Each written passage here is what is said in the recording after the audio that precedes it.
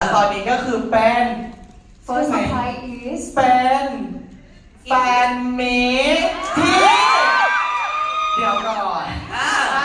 แฟนมีตในจีนก่อนนะคะตอนนี้นะคะไปชมวิทยากันเลย ใช่ไหมฉันพูดถูก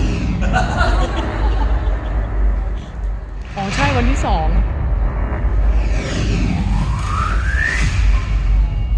มองไม่เห็นดูนะเห็นปะทุกคนเห็นปะหลีไฟหน่อยได้ไหมครับ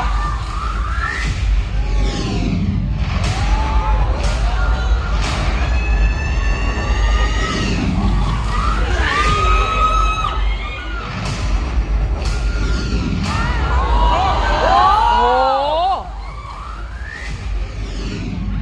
เซี่ยงไฮ้